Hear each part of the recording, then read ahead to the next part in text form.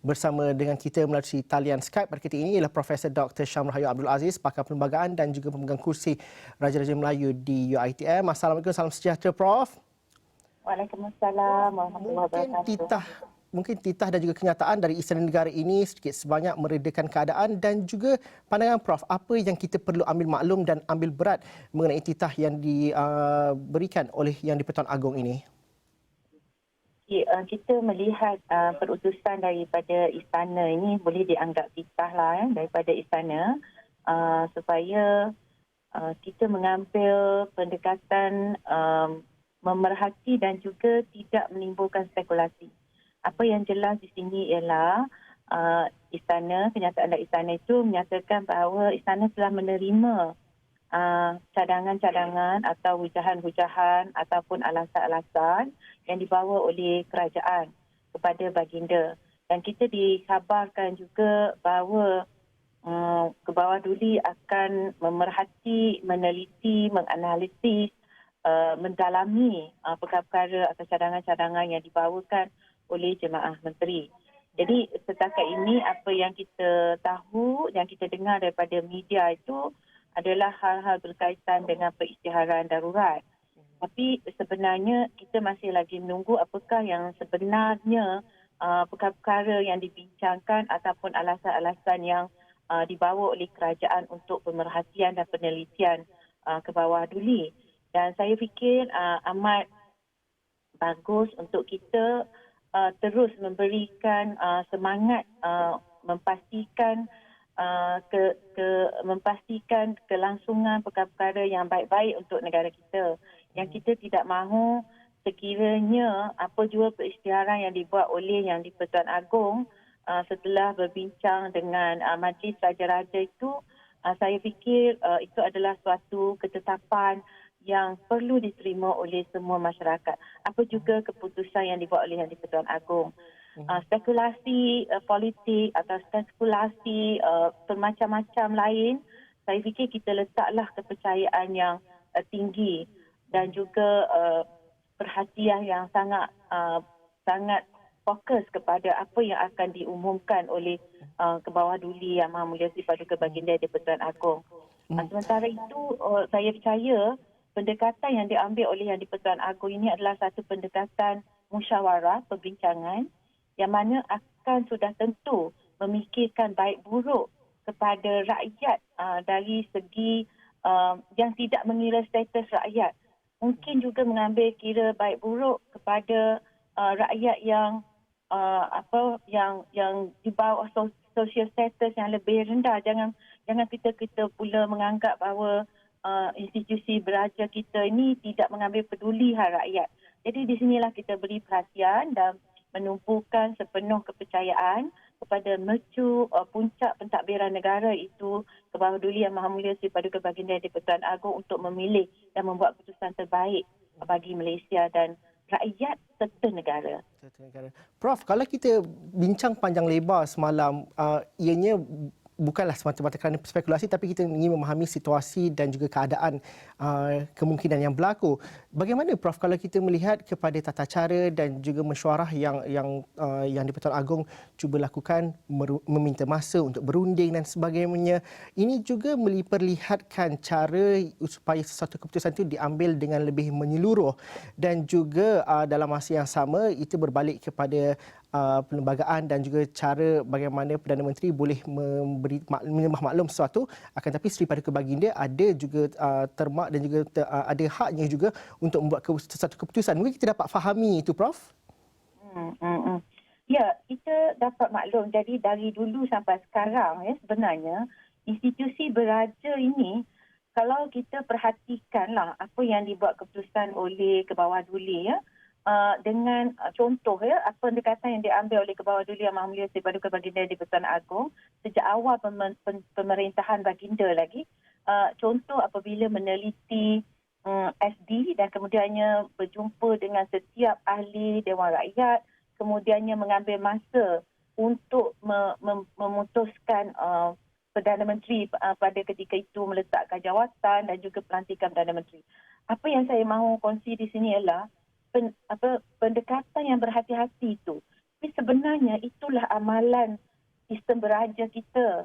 Jadi kalau kita meneliti dari segi perundangan ya, dalam sejarah negara kita dia menunjukkan bahawa institusi beraja ini adalah suatu institusi yang mengambil kira kepentingan bermesyuarat.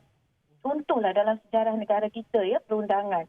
Dalam Perlembagaan Negeri Terengganu yang 1911 lagi, cara membuat keputusan itu adalah dengan cara perundingan. Atau kalau menggunakan istilah undang-undang perkataan dalam bahasa Arab ni, syura. Ini yang memagari sistem institusi beraja kita. Jadi pendekatan yang diambil oleh Kebawah Duli ni saya percaya ia adalah satu pendekatan menampakkan kematangan, kebijaksanaan dengan pengalaman baginda sendiri.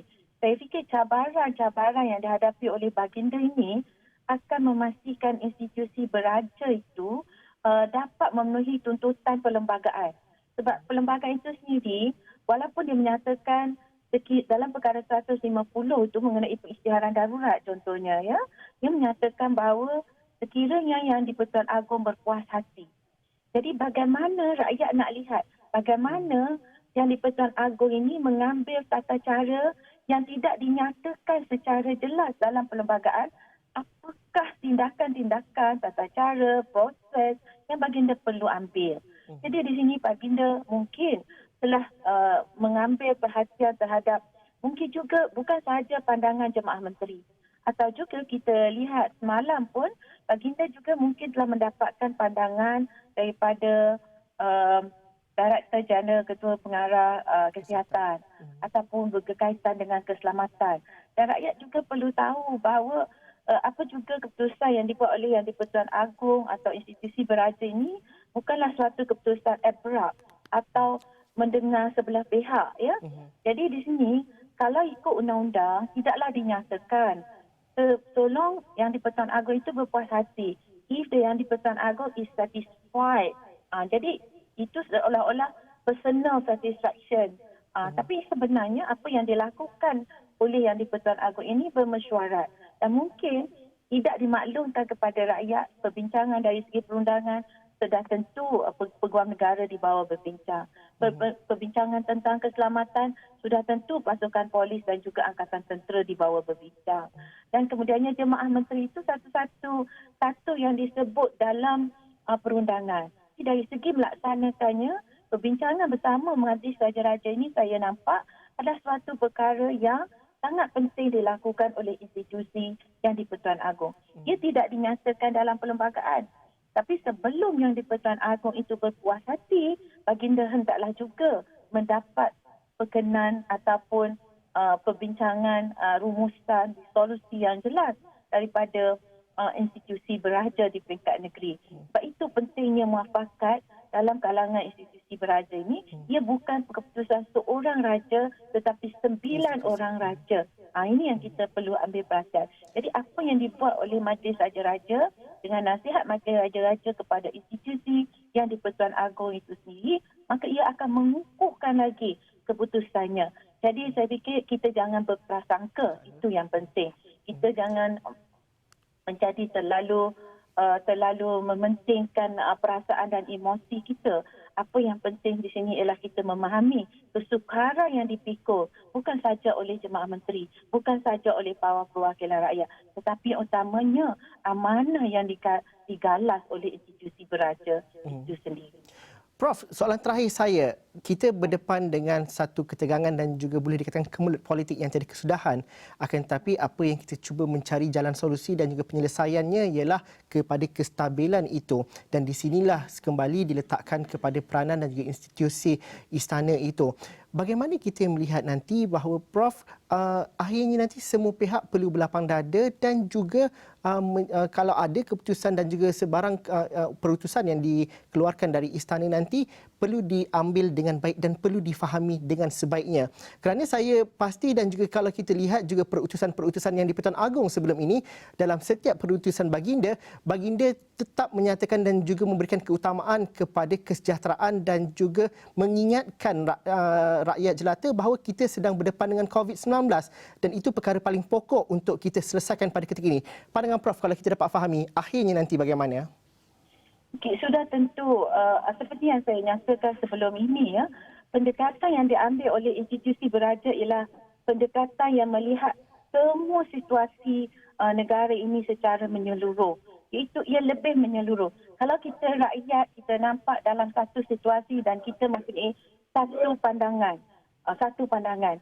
Tetapi apabila kita bayangkan kita sendiri, kalau kita berseorangan mungkin satu pandangan. Kita kata kita dalam satu parti politik, kita mungkin dalam stereotip parti politik kita itu.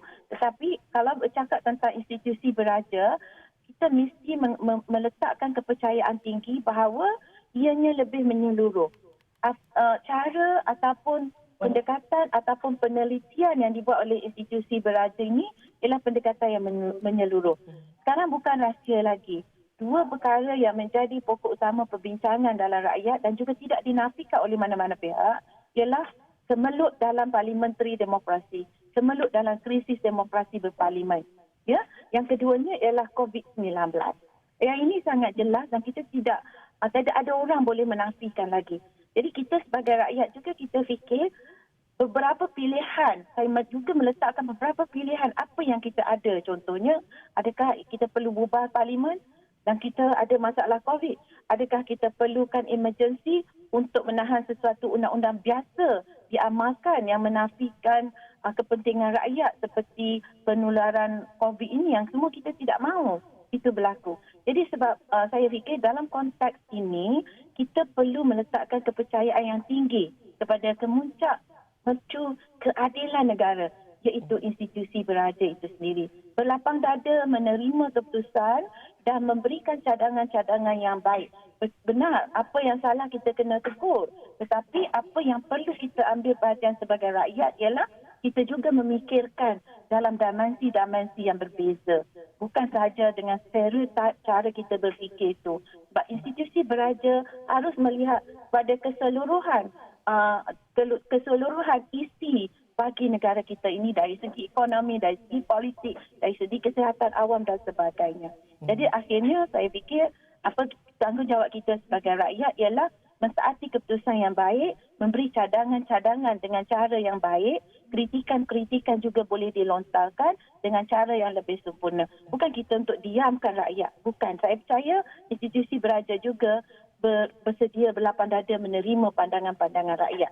Tetapi beliaulah baginda lah yang akan memutuskan apa yang lebih baik bagi negara, iaitu rakyat dan kedaulatan negara itu sendiri. Terima kasih Prof. Saya kira waktu masa ini kita bertenang dahulu menunggukan sebarang perkembangan terkini. Terima kasih Prof kerana memberikan sikit sebanyak pandangan dan juga pencerahan di situ.